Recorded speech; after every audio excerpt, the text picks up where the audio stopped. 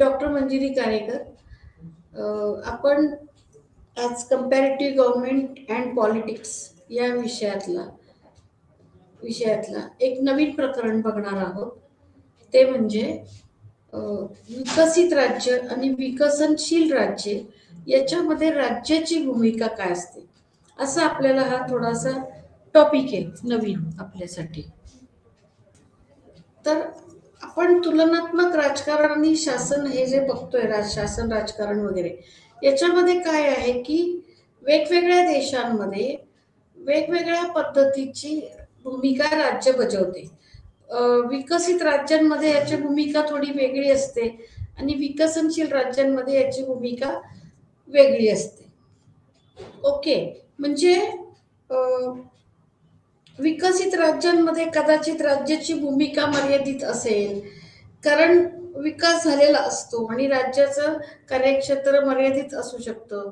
पण विकसनशील राज्यांमध्ये मात्र राज्याची कार्यक्षेत्र वाढत जातात, त्यांना कल्याणकारी राज्याच्या भूमिका घ्यायला लागतात वगैरे. अशा प्रकारच्या चर्चा आपण पूर्वी केलेल्या आठवत असतील तुम्हाला. तर आज आपल्याला बघायचं आहे की मुळात राज्य ही कन्सेप्ट आहे काय आहे, त्याचे वेगवेगळे अर्थ काय आहेत, त्याचे घटक काय आहेत, त्याची म्हणजे हे आपल्याला आता बघायचं. आणि याचे बदलतं स्वरूप कसं आहे, विकसनशील आणि विकसित राज्यात याच्यात कसं त्याच्या भूमिका बदलतात, त्याची वैशिष्ट्य काय आहेत, कार्य काय आहेत, असं आपण बघणार आहोत.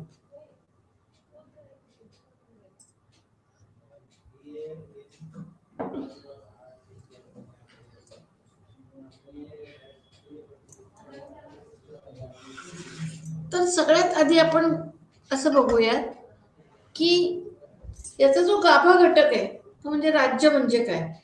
याच्या खरं म्हणजे सांगू का की राज्य या शब्दाचा तसा अनेक व्याख्या केल्या गेल्या आहेत. म्हणजे समाधानकारक अशी व्याख्या कुठलीच नाहीये, पण अनेक व्याख्या विचारवंतांनी करण्याचा प्रयत्न केलेला असतो. आज असं दिसतंय की राज्यविरहित समाज असं आपल्याला अवघड दिसतं. म्हणजे राज्याशिवाय समाज ही कल्पना आपण करू शकत नाही, कारण नुसताच नागरिकांचा समुदाय म्हणलं तर ते गर्दी होईल किंवा गर्दीचं स्वरूप येईल किंवा त्याला अनिश्चितता येईल. पण तर तो नागरी समाज डिसिप्लिन झाला, शिस्तशीर झाला, तिचं राज्य ही कन्सेप्ट आली, त्यांना एक पोलिस यंत्रणा आली, काही निश्चित अशा कार्य आखली गेली किंवा निश्चित दिशा आली, तर आपोआप त्याचं रूपांतर राज्य म्हणजे राज्यात देशात होऊ शकतो. म्हणजे एक आहे की आज आपण राज्यविरहित समाज, देशविरहित समाज असं बघू शकत नाही. नाहीतर मग एकदमच आदिमी अवस्थेमध्ये माणसांची जी अवस्था होती की कुठल्याही राज्याच्या बाउंड्री नाहीत, लोक पटकन ती करायचे इकडून तिकडं, असं तसं होऊ शकतं. आणि मग राज्याची निर्मिती मुळातच या भटकत्या लोकांना कुठेतरी सुरक्षितता यावी आणि एक त्याला शिस्तशीर आयुष्य यावं, अशा यांनी ही राज्याची निर्मिती झालेली आहे. राज्याची निर्मिती झाल्यामुळं नागरी समाजाला त्या वेळच्या फार दिशा प्राप्त झालेली आपल्याला आढळते. आता आपण असं नुकतंच बघितलं की राज्य म्हणजे काय याच्या अनेक व्याख्या आपल्याला दिसतात, पण कोणतीही एक व्याख्या पूर्ण नाहीये. सगळ्या व्याख्या अशा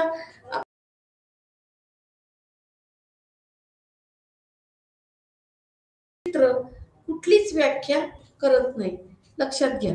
म्हणजे आता एक सांगते की राज्याची व्याख्या उदारमतवादी विचारवंत वेगळ्या पद्धतीने करतात, मार्क्सवादी विचारवंत वेगळ्या पद्धतीने करतात, अराज्यवादी विचारवंत त्यांची राज्याची कन्सेप्ट वेगळी आहे, लोकशाहीवादी विचारवंत, गांधीवादी, प्रत्येकाचा राज्यविषयक विचार वेगळा आढळतो आपल्याला.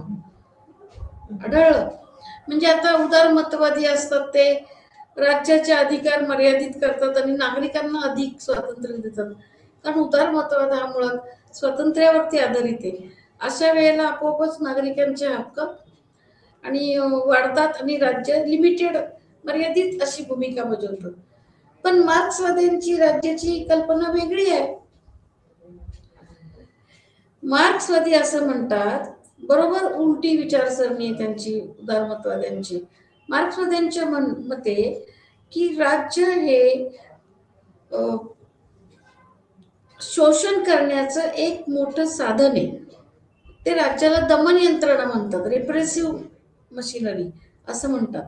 म्हणजे ज्यांच्या हातामध्ये भांडवल आहे, जे श्रीमंत लोक आहेत, त्यांच्या मते ते राज्याचा आधार घेऊन राज्यावरती सत्ता निर्माण करून जे श्रीमंत नाहीत, ज्यांच्याकडे उत्पादनाची साधनं नाहीत, त्यांचं कुठंतरी शोषण करतात असं आपल्याला दिसतं. ओके, एक लक्षात घ्या की याच्यासाठी राज्याचा एक यंत्रणा म्हणून वापर केला जातो. आणि म्हणून मार्क्सवाद्यांचं राज्याकडे बघण्याचा दृष्टिकोन हा अतिशय नकारात्मक आहे. आणि त्यांचं असं म्हणणं आहे की समाजातलं हे जर शोषणाचं साधन होत असेल तर राज्य यंत्रणाच नष्ट करणं महत्वाचं आहे. ज्या समाजात शोषण थांबलेलं असेल मार्क्सवादानंतर तर राज्याची गरजच नाहीये. आणि म्हणून राज्यविरहित समाज ते अपेक्षित ठेवतात. अराज्यवाद्यांची भूमिका वेगळी आहे. अराज्यवादी हे मार्क्सवाद्यांपेक्षा थोडस वेगळी भूमिका घेतात.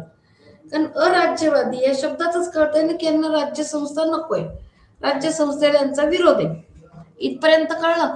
मग अराज्यवाद म्हणजे काय? स्टेटलेस, म्हणजे राज्य नको. कारण कसं आहे की राज्यामुळे राज्यवाद्यांचं म्हणणं की राज्यामुळे अडथळेच निर्माण होतात. राज्य हा खूप मोठी समस्या होऊ शकते. राज्य नसेल तर असं दिसतं की लोक स्वतःची प्रगती जास्त चांगली करू शकतात असं अराज्यवाद्यांना वाटतं. म्हणून अराज्यवादी हे स्टेटलेस सोसायटी अपेक्षित ठेवतात. म्हणजे मार्क्सवाद्यांना राज्य वेगळ्या अर्थाने नकोय, अराज्यवाद्यांना वेगळ्या अर्थाने राज्य नकोय. लोकशाहीवादी राज्याचा स्वीकार करतात, बरोबर आहे, पण कशा अर्थाने करतात की राज्याचा स्वीकार करतात, बरोबर आहे, पण त्यांच्या मते राज्यांनी व्यक्ती विकासासाठी वेगवेगळ्या योजना आखाव्यात. राज्याचा विकास हा समाज कल्याण, व्यक्तीचा विकास असा असायला पाहिजे असं लोकशाहीवाद्यांना वाटतं. म्हणजे लोकशाहीवादी विचारवंत हे राज्याचा वापर समाज कल्याण, लोककल्याणासाठी करायला बघतात. यांचे राज्यविषयक विचार एकदमच वेगळे आहेत. तर गांधीवादी विचार वेगळे आहेत. परत म्हणजे राज्याविषयी आपल्याला खूप वेगवेगळे विचार आढळतात. गांधीवाद्यांच्या मते काय आहे माहितीये का की राज्य संस्था ही गांधीवाद म्हणजे अराज्यवाद नाही बरं का. गांधी हे अराज्यवादी नव्हते. गांधीवाद्यांच्या मते एक सर्वोदयी समाज रचना स्थापन करण्याची त्यांची स्वप्न होती गांधीवाद्यांची. आणि मग काय की गांधींचं म्हणणं किंवा गांधीवाद्यांचं म्हणणं असं आहे की सर्वोदयी समाज आणि ज्याच्यामध्ये सर्वांचा उदय होईल, अंत्योदय होईल असं त्यांच्या मनामध्ये चित्र होतं. आणि त्याच्यासाठी त्यांनी तशा प्रकारची शिक्षण व्यवस्था वगैरे अपेक्षित ठेवली. आणि नई तालीम नावाचं शिक्षण, राज्याचे तुरुंग आणि पोलीस यंत्रणा नष्ट करण्यावरती भर दिला. कारण ह्या यंत्रणा म्हणजे रिप्रेसिव्ह मशिनरी आहेत आणि ह्या राज्य याच्या आधारे शोषणच होऊ शकतं किंवा दबावाखाली येऊन व्यक्तीचा विकास थांबवू शकतो. म्हणजे गांधीवादी यंत्रणा जी आहे किंवा गांधीवादी विचार हे पूर्णपणे वेगळे आहेत. प्रत्येकाचा राज्यविषयक विचार वेगळा वेगळा आपल्याला आढळतोय. म्हणजे राज्य ही एक सेंट्रल थीम आपण जर ठरवली, तुलनात्मक शासन पद्धतीमध्ये प्रत्येक देशाने वेगवेगळ्या विचार प्रणाली आत्मसात केलेल्या आहेत आणि त्याच्यामुळे प्रत्येक देशातील विचारवंतांनी वेगवेगळ्या पद्धतीने राज्याची अंमलबजावणी करण्याचा प्रयत्न किंवा राज्य संकल्पनेचा वापर करण्याचा प्रयत्न केलेला आहे. म्हणून प्रत्येकाच्या विचारांचा मेळ घालणे ही खरंच अवघड कला आहे.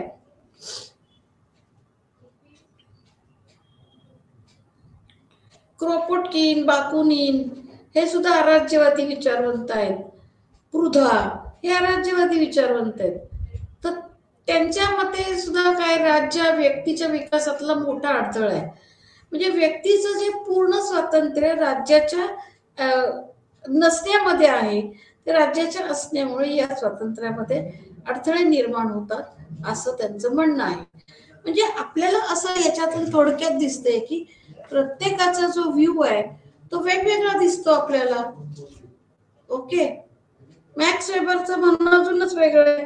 मॅक्स वेबरच्या मते विशिष्ट प्रदेशात सत्तेचा अधिमान्य वापर करणारी केंद्रित शासन असणारी राजकीय संघटना म्हणजे राज्य होय. म्हणजे मॅक्स वेबर हा जो होता तो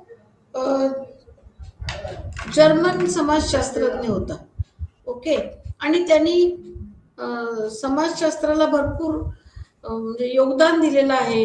इव्हन मॅक्स वेबरनी काही ज्या थेरी मांडल्यात नोकरशाही विषयी किंवा अशा अनेक प्रकारच्या, त्या खूप चांगल्या आहेत. आणि त्याच्या सुद्धा मते विशिष्ट प्रदेशात राहणाऱ्या सत्तेचा अधिमान्य वापर करणारी केंद्रित शासन असणारी राजकीय संघटना. म्हणजे याच्यात काय काय अपेक्षित आहे मॅक्स वेबरला, की पहिली गोष्ट विशिष्ट प्रदेशात राहणाऱ्या लोकांची केंद्रित पद्धतीची शासन व्यवस्था आणि त्यांचा सत्तेचा अधिमान्य वापर कसा आहे, तो सत्य सँक्शन केलेली पॉवर आहे आणि अशी राजकीय संघटना म्हणजे त्याला तो राज्य म्हणतो. म्हणजे मॅक्स वेबरच्या मते अधिमान्य वापर, लेजिटिमेट यूज ऑफ पॉवर ही याच्यातली महत्वाची कन्सेप्ट आहे. मग अशा आपल्याला अनेक व्याख्या बघता येतील, त्यातल्या अगदी प्रातिनिधिक अशा एक दोन आपण बघतोय. तशा सगळ्या व्याख्यांचं इथे आढावा घेणं हे वेळेच्या अभावी अतिशय अवघड आहे. गार्नरच्या मते, तर गार्नर अजून एक विचारवंत आहे.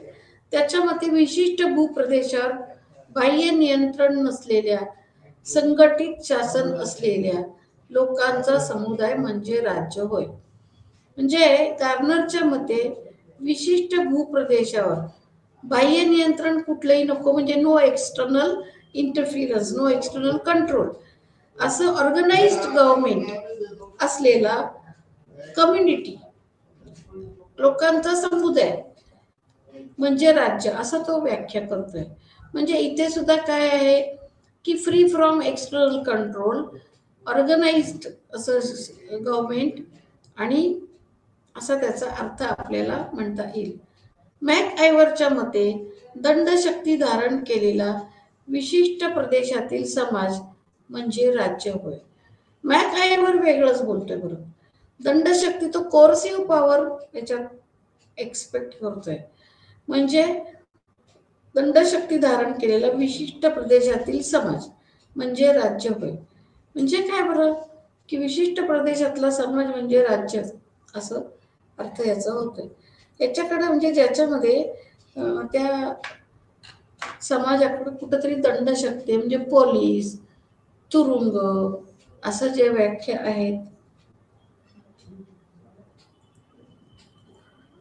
असे जे दंडशक्ती धारण करणारी लोक याच्यामध्ये अपेक्षित आहे. राज्य आणि इतर संबंधित संकल्पना.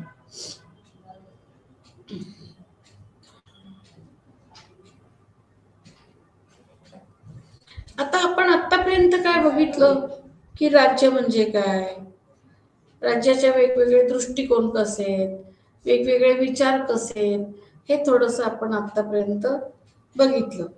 पण कधी कधी काय होतं माहितीये का, राज्य याच्याशी अनेक संकल्पना अशा निगडीत असतात. ओके. म्हणजे कन्फ्युजिंग असे शब्द वापरले जातात. म्हणजे पर्यंत राष्ट्र, देश, शासन, राष्ट्रराज्य अशा शब्दांशी राज्य या शब्दाची गल्लत केली जाते. पण या प्रत्येक शब्दाचा अर्थ वेगळा आहे. तर राज्य म्हणजे काय, तर राज्य म्हणजे पहिली गोष्ट त्याच्यामध्ये काय पाहिजे, लोक, विशिष्ट भूप्रदेश, शासन आणि सार्वभौमत्व. हे चार गोष्टी ज्या सॅटिस्फाय झाल्याशिवाय राज्य निर्मिती होऊ शकत नाही. मग ते शासन आपल्या लोकांचं असेल का परक्या लोकांचं, हा वेगळा प्रश्न आहे, पण त्याला राज्य म्हणता येईल. कधी कधी राष्ट्र या अर्थाने राज्य वापरलं जातं, पण राष्ट्र हे वेगळं आहे. अतिशय स्वतंत्र झालेलं राज्य, स्वातंत्र्य प्राप्त झालेलं राज्य म्हणजे राष्ट्र होय, असं आपण म्हणतो बरं का. म्हणजे राष्ट्र हा शब्दाला एक वेगळा अर्थ आहे, याच्यामध्ये राजकीय स्वातंत्र्य अपेक्षित आहे. मग देश हा शब्दही कधी कधी वापरला जातो. सगळे शब्द कन्फ्यूज करणारे आहेत. देश म्हणजे देश हा सर्वसामान्यपणे वापरला जाणारा शब्द आहे. कंट्री, कंट्री असा अर्थ त्याचा होतो. तर देश म्हणजे थोडक्यामध्ये कुठल्या देशातून आलात, कुठला देश, तुम्ही कुठल्या देशाचे रहिवासी, म्हणजे देश हा एक नॉर्मल वापरली जाणारी टर्मिनॉलॉजी आहे. शासन म्हणजे गव्हर्नमेंट. तर शासन आणि राज्य वेगळं. राज्याचा एक भाग शासन आहे, पण शासन म्हणजे राज्य नव्हे.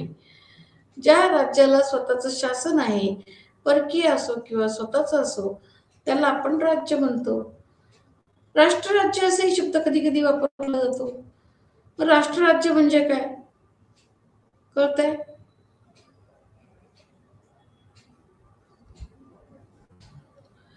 राष्ट्रराज्य याचा अर्थ असा होतो की ज्या राष्ट्रांनी म्हणजे स्वातंत्र्याची भावना निर्माण झालेल्या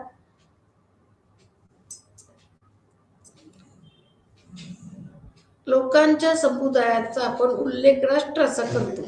ज्या राष्ट्रांनी स्वतःचं राज्य प्रस्थापित करण्यात यश मिळवलंय, स्वतःचं शासन आणि स्वतःचं सार्वभौम सरकार, सार्वभौमत्व, त्याचा उल्लेख राष्ट्रराज्य असा केला जातो. That is nation state. म्हणजे nation which is converted into a state, त्याला राष्ट्रराज्य असं म्हटलं जातं. त्यामुळे या प्रत्येक शब्दाचा अर्थ वेगळा आहे आणि ते शब्द बऱ्याचदा इंटरचेंजेबली, कन्फ्युजिंग अशा अर्थाने वापरले जातात, असं मला म्हणायचं आहे.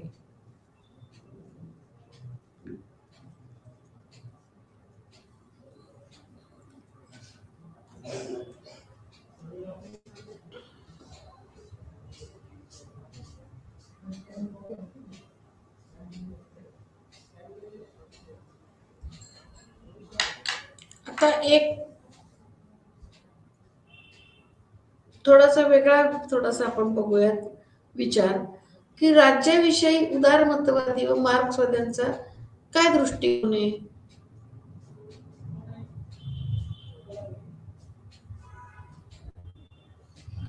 कारण हे दोन शब्द जे आहेत, उदारमतवादी, मार्क्सवादी, हे परवलीचे शब्द झालेले आहेत. लक्षात आले? परवलीचे शब्द आहेत. म्हणजे आणि हे दोन टोटली विरोधी अशा विचार प्रणाली आहेत. तर याच्यामध्ये आपल्याला असं दिसतं की हे दोन्हींचे विचार पूर्णपणे वेगळे आहेत. राज्याची आधुनिक संकल्पना, आधुनिक राज्याची संकल्पना आपल्याला निकोलाय मॅकियावेली यांच्या प्रिन्स या ग्रंथात सापडते. प्रिन्स हा ग्रंथ याचा उद्गाता वगैरे असं समजलं जातं. तर जीन बॉदिन याने सार्वभौम सत्ता असलेले कायदेशीर शासन म्हणजे राज्य अशी व्याख्या केलेली आढळते. म्हणजे जीन बॉदिन याने सार्वभौम सत्ता आहे आणि कायदेशीर शासन म्हणजे राज्य, म्हणजे यांनी सुद्धा थोडक्यात शासन, सार्वभौम सत्ता या गोष्टींचा आधार घेतलेला दिसतो. थॉमस हॉब्स याच्या मते राज्य म्हणजे सार्वजनिक सत्ता की ज्यामुळे लोकांना स्वतःचे जीवन मिळते.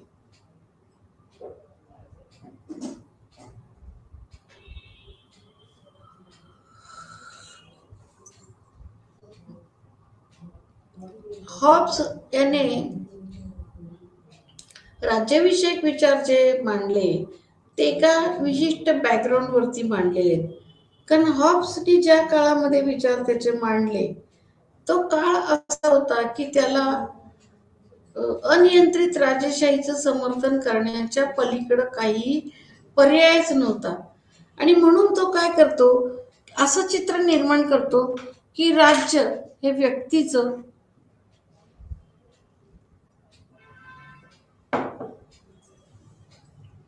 राज्य हे व्यक्तीचं थोडंसं सुरक्षित आयुष्य देण्यासाठीची यंत्रणा, असं थोडंसं त्याला रूप देतो की ज्यामुळं तो अनियंत्रित राजेशाहीचं समर्थन करू शकतो. आणि मग तो राजा हा जणू काही त्या राज्याचा देवदूत असं तो ट्रीट करतो त्याला. आणि शिवाय असंही त्यांनी एक वर्णन केलेलं आहे की लोकांनी ज्या सत्ता सरेंडर केल्या त्या कशा परत घेता येणार नाहीत अशा तत्वाच्या आधारे केलेल्या आपल्याला आढळतात. ओके, लक्षात घ्या. एक लक्षात घ्या की इरिव्हर्सिबल प्रोसेस त्यांनी वर्णन केली. म्हणजे टू वे कॉन्ट्रॅक्ट नाहीये, तो एकतर्फी कॉन्ट्रॅक्ट आहे. म्हणजे लोकांनी राजाशी केलेला करार, लोकांनी आपले सगळे हक्क स्वातंत्र्य राजाला दिले, त्याच्या बदल्यात त्यांनी त्यांना सुरक्षित आयुष्य द्यायचं असं ठरलेलं. पण राजा जर त्याची ड्युटी करण्यात कमी पडला तर कुठेही लोक त्या राजाला काढून टाकू शकत नाही. ते अधिकार लोकांना त्यांनी दिलेले नाही. ओके, मग लोकांना स्वतः टॉपच्या मते काय की ज्यामुळे लोकांना स्वतःचे जीवन मिळते.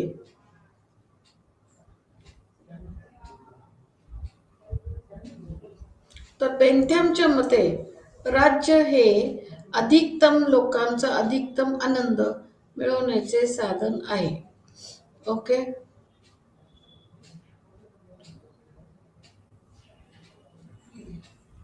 तर बेंथम हा जो होता तो उपयुक्ततावादी विचारवंत होता. त्याच्या मते काय आहे की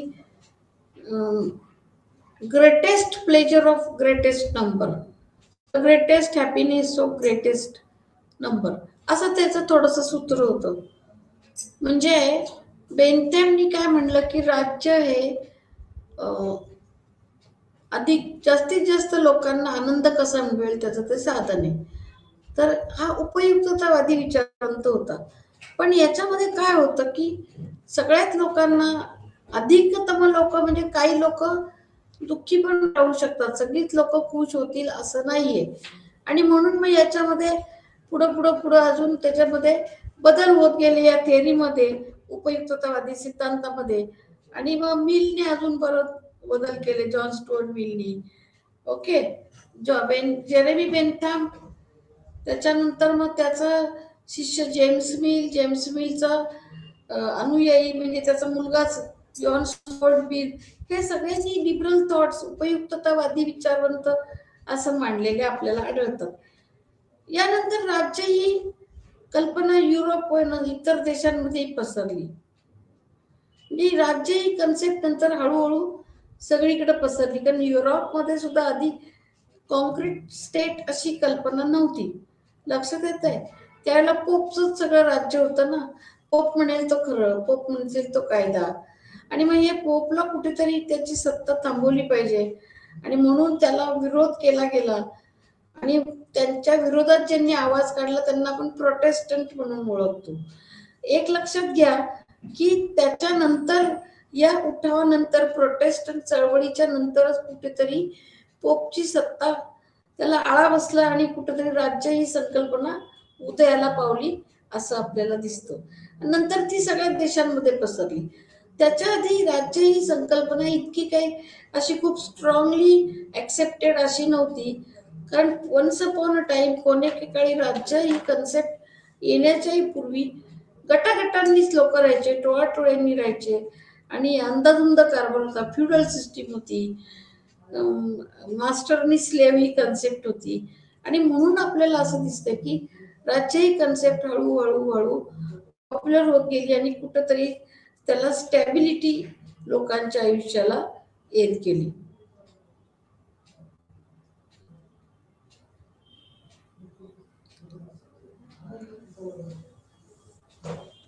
आता आपण काय बघितलं की राज्याची कन्सेप्ट कशी आली. उदारमतवादी विचार काय आहेत राज्याविषयी, मार्क्सवाद्यांचा विचार काय आहे, हे मगाशी आपण थोडंफार बघितलेलं आहे. कारण उदारमतवादी हे राज्याचा उपयोग लोकांच्या विकासासाठी कसा होईल, लोकांना जास्तीत जास्त स्वातंत्र्य कसं उपभोगता येईल असा विचार करणारा हा विचार आहे. आणि म्हणून इथे राज्य लिमिटेड असतं उदारमतवादामध्ये, लोकांचं स्वातंत्र्य अधिक अधिक असतं. आणि मार्क्सवाद्यांचा दृष्टिकोन नेहमी ते दोन गटातच समाजाचा विचार करतात. आहे रे वर्ग, नाही रे वर्ग. उत्पादनाची मालकी असणारा एक वर्ग, उत्पादनाची मालकी नसणारा दुसरा वर्ग. आणि मग नेहमीच आहे गट हा नाही रे गटाचं शोषण करतो. त्यासाठी वेळोप्रसंगी तो राज्याचा वापरही करतो, असं आपल्याला त्यांनी सुचवलेलं आढळतं.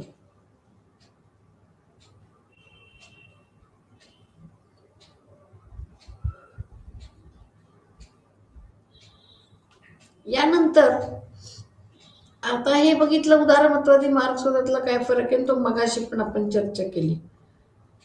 यानंतर आपल्याला असं बघितलं पाहिजे की राज्याच्या विकासाचं सैद्धांतिकरण करणं महत्वाचं आहे. म्हणजे कुठंतरी थिअरायझेशन ऑफ स्टेट डेव्हलपमेंट हे आवश्यक आहे.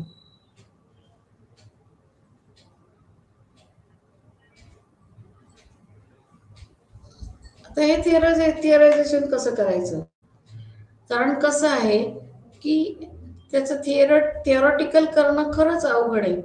कारण राज्य थिअरॉटिकल करणं म्हणजे काय केलं, आपण परत व्यावहारिकतेपासून लांब जातो. पण ते केलं पाहिजे. काय झालं की पहिल्या दुसऱ्या महायुद्धापूर्वीचं कसं होतं, एक अशी स्थिर स्थिर कल्पना होते जगाच्या ह्याच्या, आणि तिथं खूप अशा मोठमोठ्या उलाढाल्या होत आहेत असं काही नव्हतं. एक स्टेडी लाईफ होतं लोकांचं. पण पहिल्या दुसऱ्या महायुद्धानंतर काय झालं की हे कुठंतरी लाईफ डिस्टर्ब झालं. आणि मग कुठंतरी एक असा विचार निर्माण झाला की राज्याला अनेक आव्हानं बसायला लागली. दुसऱ्या महायुद्धानंतर राज्य संकल्पनेला आव्हानं बसायला लागली. आणि त्या आव्हानांमध्ये मेनली पुनर्बांधणी व विकास ही दोन मुख्य आव्हानं होती. मग ही पुनर्बांधणी कशी करायची, विकास कसा साध्य करायचा, असं थोडंसं विकासाच्या सैद्धांतिकरणावरती आपल्याला आढळतं.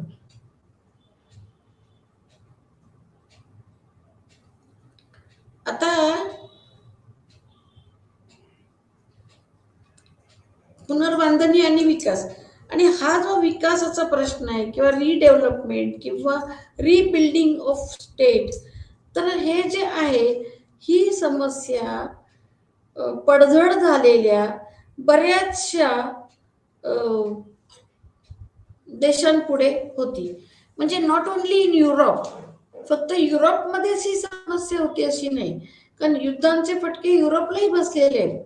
पण त्याच वेळेला युद्धांचे फटका बसलेले आशिया खंडातले देश,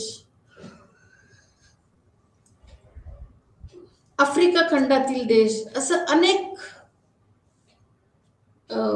अनेक देशांपुढे ही आव्हानं तोंड द्यायला होती. आणि मग कुठंतरी हे युद्धाच्या खाईतून बाहेर आल्यावर जो आर्थिक नुकसान झालंय काय, त्याच्याबद्दल असं कसं आता यातनं बाहेर यायचं, अशा प्रकारच्या चर्चा सुरू झालेल्या आपल्याला आढळतात.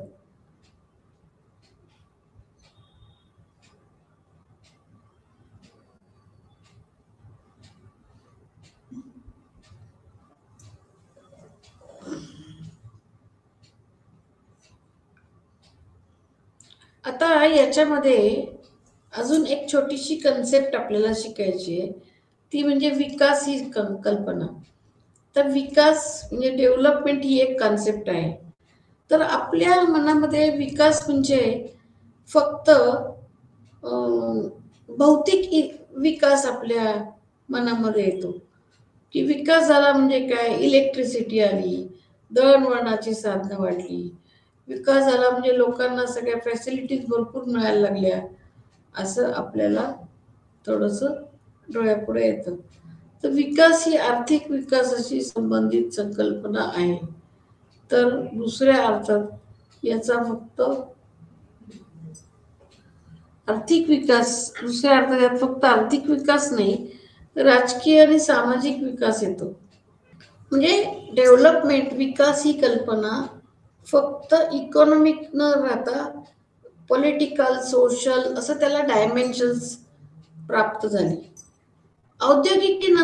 औद्योगिकीकरणानंतर इतर मागासलेली राष्ट्रे विकासाची वाट चालू लागल्या. ओके.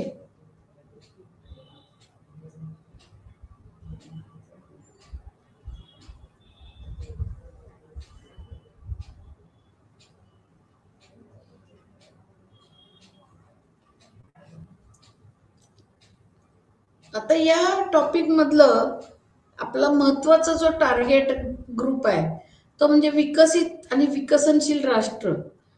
तिथं राज्याची भूमिका काय हे आपल्याला खरं बघायचं आहे. तर मग पहिल्यांदा आपण हे बघितलं पाहिजे की विकसित राष्ट्र व विकसनशील राष्ट्र म्हणजे काय, कशाला म्हणायचं आपण हे. तर खरं म्हणजे याचे निश्चित असे निकष नाहीत. सर्व राष्ट्र विकास पावत आहेत, कारण कोणताही समाज विकास थांबत नाही. कारण विकास थांबला असं चित्र दिसत नाही ना. सगळीच राष्ट्र ही विकासाकडे वाटचाल करताना दिसतात. म्हणजे असं आहे, विकासाच्या वेगवेगळ्या टप्प्यांवरती समाज असेल, व्हेरियस स्टेजेस ऑफ डेव्हलपमेंट असतील, पण असं होत नाही की इथं ठप्प झालाय, विकास थांबलाय. विकास जर थांबला किंवा ती देशाची प्रगतीच थांबली तर तो देश नामशेष होईल आणि त्याचं अस्तित्व राहणार नाही आणि तो इतिहास भूतकाळात पण जमा होऊ शकतो. त्यामुळं सगळे जे देश आहेत they are moving towards development. आता आपण असं बघूयात, जर्मनी, अमेरिका हे विकसित देश आहेत. नामिबिया, ब्राझील, कंबोडिया हे देश विकसनशील आहेत.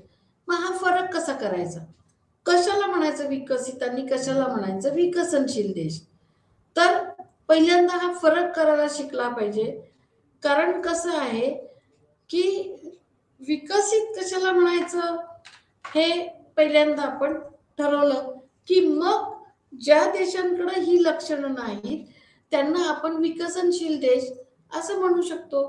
आता एक साधं आहे, जर्मनी, अमेरिका, अजून असे काही देश, युरोप मधले काही देश, यांच्यामध्ये आपण यांना विकसित म्हणतो. याचा अर्थ असा आहे की यांच्याकडे औद्योगिकरण खूप झालंय, कारखानदारे वाढले, आर्थिक स्रोत निर्माण झाले पैशांचे, लोकांचं जीवनमान सुधारलंय, राहणीमान सुधारलंय आणि म्हणून आपण यांना काय म्हणतो विकसनशील देश असं म्हणतो.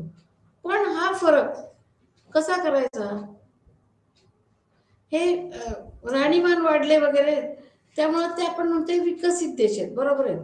पण ज्यांच्याकडे हे दिसत नाही किंवा हे कमी प्रमाणात दिसतं, औद्योगिकरण कमी, स्टँडर्ड ऑफ लाईफ कमी, असं असे कमतरता दिसतात, स्कॅरसिटी ऑफ रिसोर्सेस असं जे दिसतं त्याला आपण काय म्हणू शकतो की विकसनशील देश आहेत.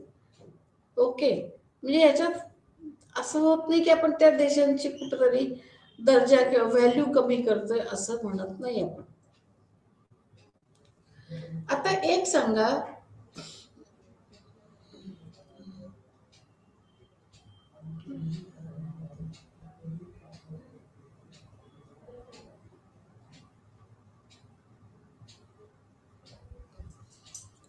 हा फरक करणं, आता हा फरक आपण आता थोडस औद्योगिकरण, कारखानदारी अशा क्रायटेरियांच्या आधारे केला. आता एक लक्षात घ्या की दोन महायुद्धांच्या काळामध्ये जी काही गडबड झाली त्याच्यानंतर बरेचसे आशिया, आफ्रिका खंडातले देश स्वतंत्र व्हायला लागले. आता दोन महायुद्धांच्या काळामध्ये जणू काही भांडवलशाही देश आणि साम्यवादी देश असे दोन ग्रुप्सच पडले होते आणि दोघांच्या विचारसरणी परस्पर विरोधी अशा आपल्याला आढळतात. मग एक याच्यातली महत्वाची गोष्ट आहे की जी राष्ट्र नव्याने स्वतंत्र होऊ पाहत आहेत त्यांना कोणत्याही एका देशामध्ये गटामध्ये सामील होणं परवडणार नाही. भांडवलशाही गटात गेलं अमेरिकेच्या तर त्यांना कळत नकळत रशियाच्या गटातील देशांशी कुठेतरी कॉन्फ्रंटेशनवरती यावं लागेल. किंवा ऑन द कॉन्ट्ररी ते जर साम्यवादी गटात गेले, रशियाच्या गटात गेले तर त्यांना कुठेतरी अमेरिकेकडून सेटबॅक बसू शकतो. आणि म्हणून या देशांनी काय पॉलिसी घेतली की त्यापेक्षा आपण त्यांच्या भानगडीत न पडता आपण अलिप्त राहिलेलं बरं, असं एक भूमिका घेतली. आणि तिसरं जग म्हणजे हे तिसरं जग ही कल्पना त्यानंतर आली. म्हणजे काय झालं, मल्टिपो जगाची विभागणी, एक भांडवलशाही गट, एक साम्यवादी गट आणि त्याला कुठल्याही गटात सामील न होऊ बघणारा अलिप्त देशांचा तिसरा गट, अशी एक आपल्याला 3 पोल्स निर्माण झालेली दिसतात. आता गंमत अशी आहे की या तिसऱ्या जगातल्या देशांचं काय गोची होते माहितीये का, की यांच्या कुठल्याही गोष्टींची विकास इतका स्ट्रॉंग झालेला नसतो. औद्योगिकरण, कारखानदारी, लाईफ स्टँडर्ड हे काही एवढं स्ट्रॉंग झालेलं नसतं. ते मदतीसाठी इतर देशांवरती अवलंबून असतात, विकसित देशांवरती. त्यामुळे त्यांना कुणाशी पन्ना घेऊन चालत नाही.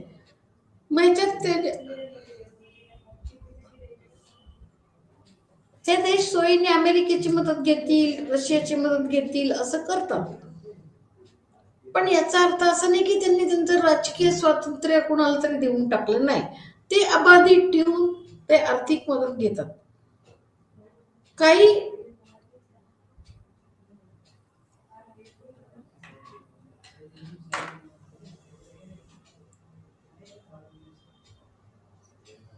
शीतयुद्ध संपलं एक 90च्या दशकापर्यंत, 90 पर्यंत शीतयुद्ध संपलं.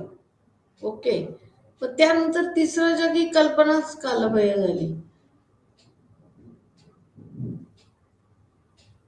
जिथी कल्पना शीतयुद्ध होती तोपर्यंतच होती.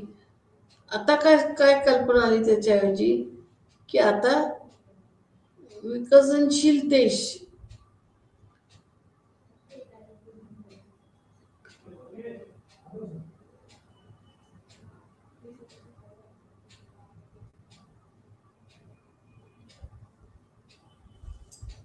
कसं आहे की विकसनशील देश, मग आता विकसनशील देश झाले, यांना तर गरज आहे सगळीकडून मदतीची वगैरे गरज आहे. काही विद्वान मात्र याला तिसरं जग म्हणतात. लक्षात येत आहे. मग आता एक आहे की शीतयुद्धानंतर हे जे तिसरं जग आहे या जगातला सुद्धा विकास साधायचा आहे. साधायचा नाही असं नाही, साधायचा आहे. पण मग तो कसा साधायचा, कारण शीतयुद्धानंतर एक महत्वाची डेव्हलपमेंट अशी झाली की रशियाचा जो ब्लॉक होता, गट, त्याचं सगळं प्रभुत्व किंवा अस्तित्वच नाहीसं झालं किंवा कमी झालं अतिशय. आणि अमेरिका ही एकमेव अशी डॉमिनंट सत्ता, 90 ते 2000 पर्यंत एकमेव डॉमिनंट सत्ता अमेरिका ही जगामध्ये होती. म्हणजे जग हे युनिपोलर वर्ल्ड मध्ये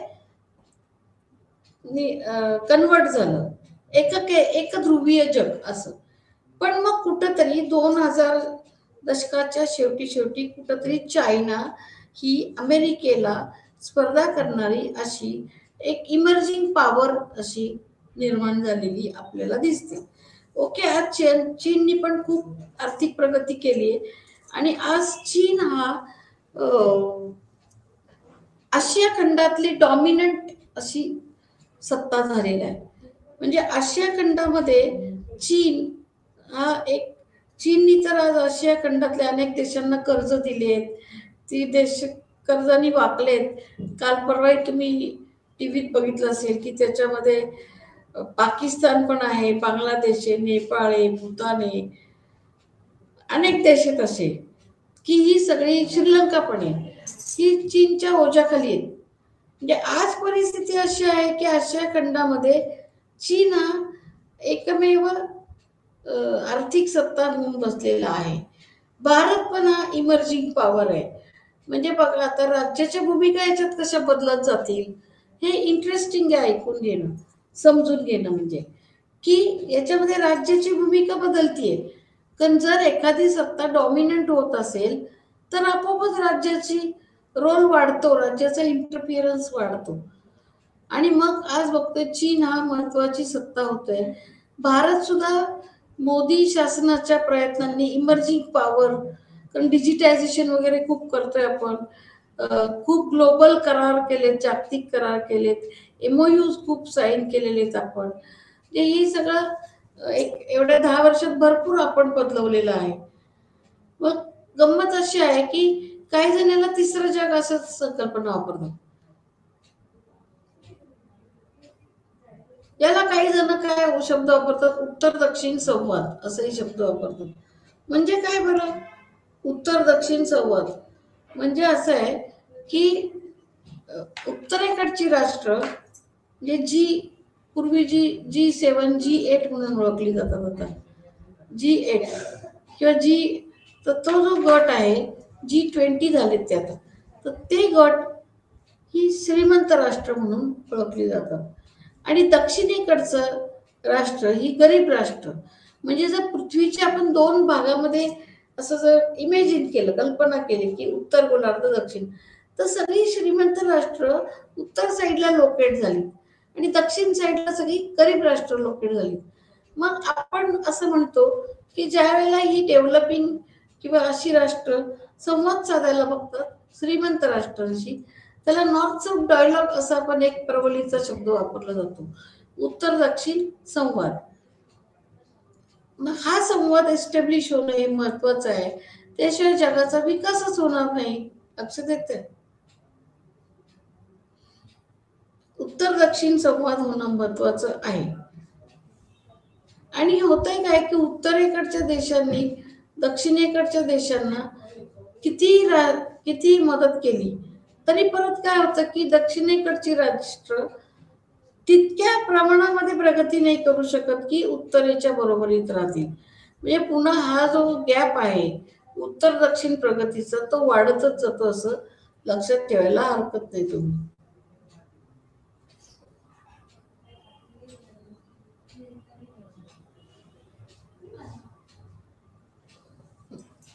देशाची आता याच्यावरून आपल्याला एक असं दिसतं की देशाची प्रगती मोजण्याचे काही मापदंड आहेत. देशाचं GDP, ओके, दरडोई उत्पन्न, औद्योगिकरणाची पातळी, सुविधा, लोकांची जीवनशैली, दुसऱ्या महायुद्धानंतर वसाहतीकरणाचा ऱ्हास झाला, या अशा काही क्रायटेरिया त्याच्यामुळं आपण प्रगती मोजू शकतो. दुसऱ्या महायुद्धानंतर वसाहतीकरणाचा ऱ्हास झाला, देशांना स्वातंत्र्य मिळू लागले, त्यामुळे नवीन राष्ट्रांचा गट उदयाला आला. ही राष्ट्र आशिया, आफ्रिका, लॅटिन अमेरिकेमध्ये आहेत.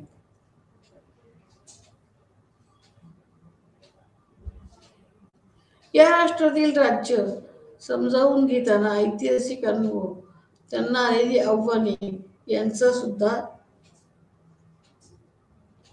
विचार केला जातो. स्वातंत्र्य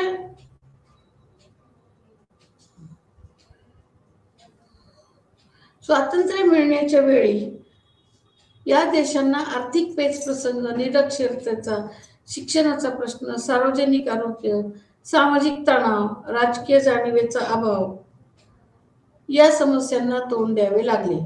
म्हणजेच या देशामध्ये विकासाविषयी काही त्रुटी आढळतात. ओके,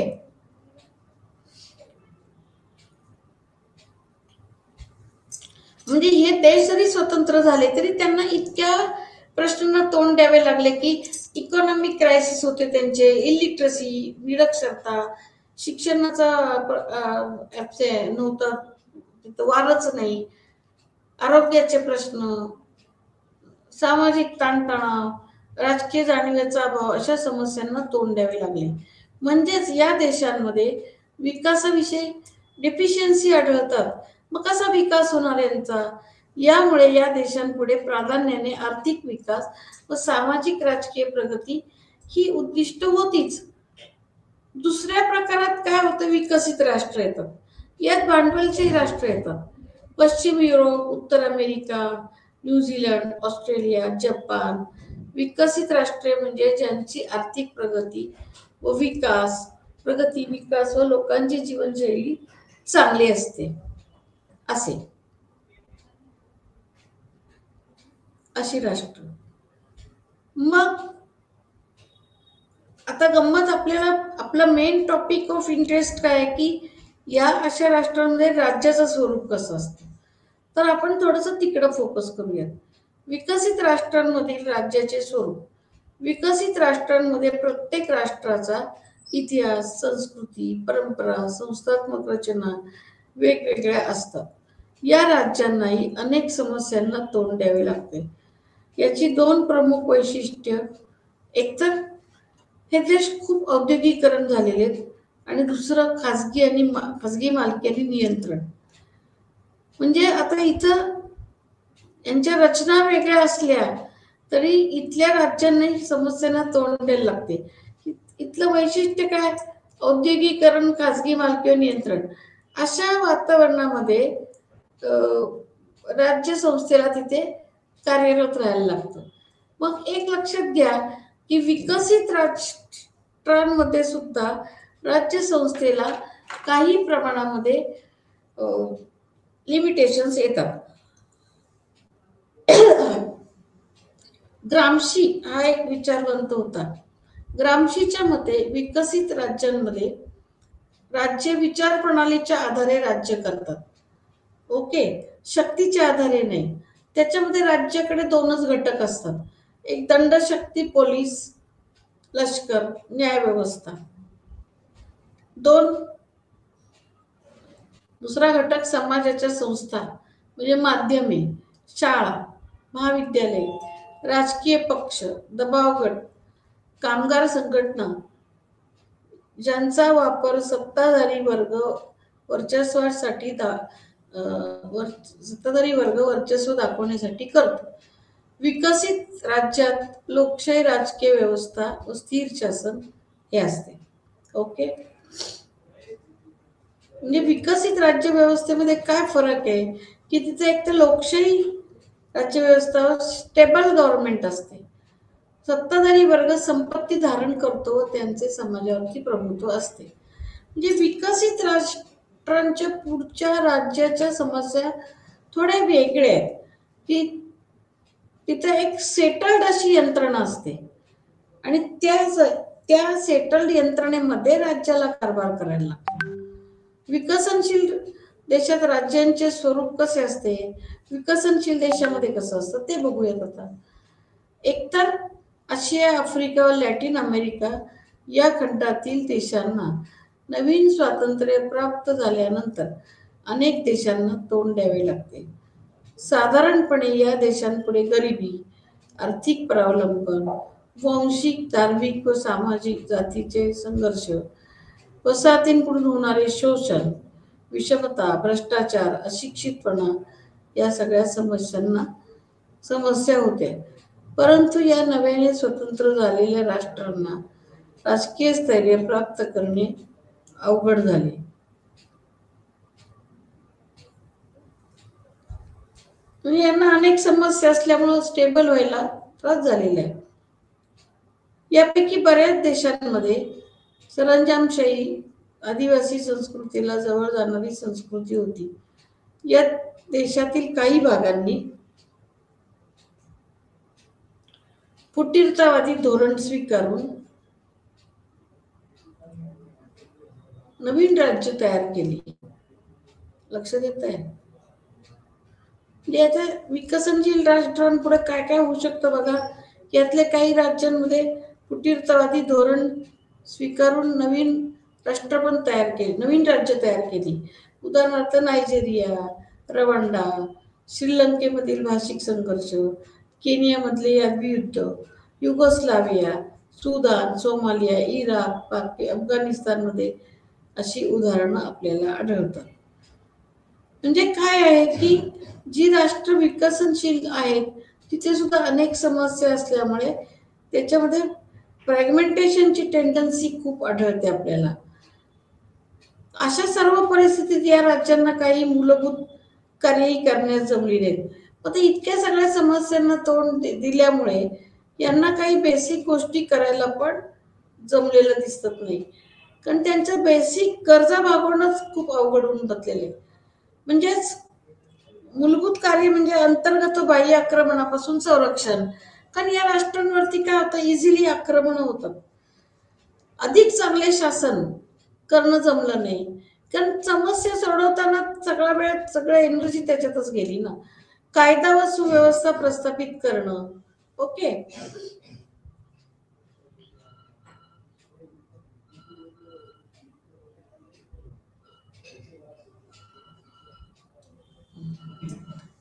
कायदा सुव्यवस्था प्रस्थापित करण्यात त्यांची एनर्जी वाया गेली. सामाजिक व आर्थिक विकास सध्या करणे असं सुद्धा कामं यांच्याकडे होती. त्यामुळे राज्यांमध्ये थोडीशी बेशिस्तपणा आला. डिसिप्लिन म्हणतात तसं नाही झालं. या राज्यांचा उल्लेख काही वेळा मृदू राज्य असंही केला जातो, सॉफ्ट स्टेट. म्हणजे मृदू राज्य, जसं सॉफ्ट पॉवर असते तसं सॉफ्ट स्टेट असं पण असतं. 1960 नंतर ही राज्य स्वनिर्भर होण्यावरती भर देऊ लागली. मुक्त व्यापारावर विश्वास यांचा कमी होता. सार्वजनिक क्षेत्रांवरती भर अधिक होता. सार्वजनिक क्षेत्रांवरती निर्बंध घातले त्यांनी. उदाहरणार्थ भारतात खाजगी क्षेत्रावर निर्बंध म्हणून भारताचा उल्लेख लायसेन्स राज असा केला जातो. म्हणजे या लोकांनी मुक्त व्यापारावरही फारसा विश्वास दाखवला असं नाही. परिणाम असा झाला की यांची प्रगती होणं अवघड होऊन बसली.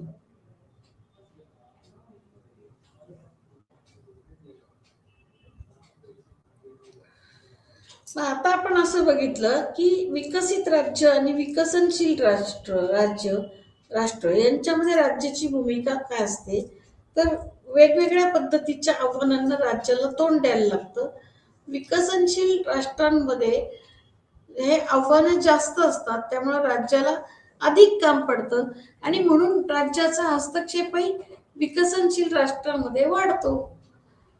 आता ही सगळी चर्चा झाल्यानंतर राज्याचे बदलते स्वरूप, changing nature of the state काय आहे हे पण आपल्याला बघितलं पाहिजे. 1980 नंतर जगातील सर्व राज्यांना जागतिकीकरणाला तोंड द्यावे लागले. त्यामुळे राज्य व्यवस्था, अर्थव्यवस्था, समाज व्यवस्था या सर्व संक्रमणातून जात होत्या. माहिती व तंत्रज्ञानामुळे जगातील राष्ट्र एकमेकाशी जोडली गेली. जागतिकीकरणामुळे नव उदारमतवादी विचार सुरू झाले व मुक्त व्यापार व मुक्त बाजारपेठ या संकल्पना उदयाला आल्या.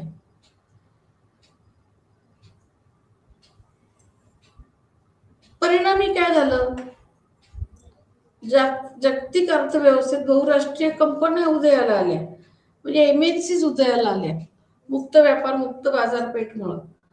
आणि यातून जागतिक बँक, आंतरराष्ट्रीय नाणेनिधी, जागतिक व्यापार संघटना या आर्थिक संस्था उदयाला आल्या. अनेक विकसनशील राष्ट्रांनी अर्थव्यवस्थेत बदल केले. ओके, अनेक विकसनशील राष्ट्रांनी अर्थव्यवस्थेत बदल केले. त्यांनी त्यांच्या अर्थव्यवस्था थोड्याशा बदलत्या परिस्थितीनुसार बदललेल्या आढळतात. यानंतर जागतिक अर्थव्यवस्थेवरील परावलंबित्व वाढले. यातली बरीचशी राष्ट्र ही दुसऱ्या देशांवरती मदतीसाठी अवलंबून राहायला लागली. बहुतेक राज्य खाजगीकरणाच्या दबावाखाली आली. भारत, ब्राझील, इंडोनेशिया मध्ये झपाट्याने औद्योगिक विकास करण्यात आला. या देशांमध्ये झपाट्याने औद्योगिक विकास झाला, पण बऱ्याच विकसनशील राष्ट्रांना अनेक समस्यांना आजही तोंड द्यायला लागते. म्हणजे असं आहे की राज्याची भूमिका ही विकसनशील राष्ट्रांमध्ये अधिकच क्रिटिकल होते. लक्षात घेताय तुम्ही, क्रिटिकल झाली. कारण कसं आहे की या राष्ट्रांना एकतर त्यांच्या दुर्बलतेतून बाहेर काढणं, त्यांच्या आर्थिक आर्थिक जो त्यांचा मागासलेपणा आहे त्यातून बाहेर काढणं, हे मोठं आव्हान राज्यांना होतं. आणि म्हणून याच्यात अगदी अपवादात्मक स्थितीत राज्यांचा विकास झालेला आहे, औद्योगिक विकास. बाकी सर्व राज्य ही अशी दबलेली किंवा खचलेली अशी आपल्याला आढळतात. मग अशा स्थितीमध्ये या राज्यांमध्ये राज्यांची भूमिका आपोआप वाढते, हो की नाही? म्हणून आज आपल्याला दिसते की श्रीलंका दिवाळ वाचले तिथे, नेपाळ, ही जी दिसतात ना, बांगलादेश, ब्रह्मदेश, पाकिस्तान, भूतान, असे जे आपल्याला दिसते की नाही, हे सगळे आर्थिकदृष्ट्या मागासलेली राष्ट्र आहेत. तर ज्यांच्या अर्थव्यवस्थाच मुळीच सुदृढ नाहीयेत, ती राष्ट्र इतर प्रगती नाही करू शकत. आणि मग अशा राष्ट्रांना चीन सारखे देश पैशांची मदत देऊन यानं त्या प्रकारे त्यांच्यावर उपकार करून कुठंतरी दबावाखाली ठेवतात आणि त्यांच्या थ्रू ते सत्ता गाजवायला बघतात, चीन सारखे देश. आणि म्हणून आज आशिया खंडामध्ये चीनचे पॉवर जास्त चालते. आजचं जे आपण बघितलं आहे ते राज्यांची भूमिका काय याच्यामध्ये.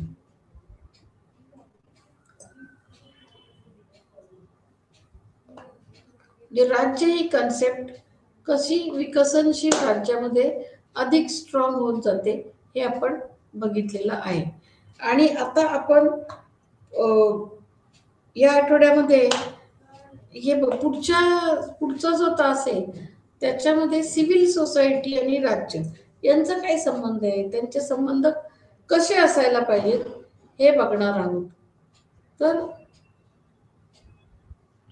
मला वाटतं आजच्या याच्यामध्ये तुम्हाला काही शंका नसावी असं मला वाटतंय, कारण बऱ्यापैकी सगळं एक्सप्लेन केलेलं आहे बऱ्यापैकी. त्यामुळं फारसं काही नसावं असं माझं मत आहे. तर राज्य कसं व्हेरी होतं, त्याची कशी भूमिका बदलतात वेगवेगळ्या राज्य व्यवस्थेमध्ये, राज्याच्या भूमिका कशा बदलतात, डिक्टेटरशिपमध्ये वेगळ्या असतात, विकसनशीलमध्ये वेगळ्या, साम्यवादी याच्यात वेगळ्या राज्यात, अशा प्रत्येक परिस्थितीमध्ये राज्याच्या भूमिका वेगवेगळ्या असतात आणि त्यानुसार त्यांचे सगळे निर्णय होत असतात, भूमिका बदलत पण असतात. कारण आजच्या या देशाची अशी परिस्थिती पुढच्या वेळेला राहील असं नाही, अशा वेळेला राज्याची भूमिका बदलते. क्रायसिस पिरियडमध्ये राज्य स्ट्रॉंग होतं, नॉर्मल पिरियडमध्ये राज्य तेवढं स्ट्रॉंग नसतं. तर त्यामुळे हे तारतम्याने थोडंसं घ्यायची गोष्ट आहे. या गोष्टी आहेत त्या तारतम्याने जजमेंटनी करण्याच्या आहेत, त्यामुळे असं आपल्याला म्हणावं लागतं. तर एवढं बोलून मला वाटतं आज आपण थांबूयात आणि पुढच्या तासाला वेगळी चर्चा करूयात. तोपर्यंत थँक्यू.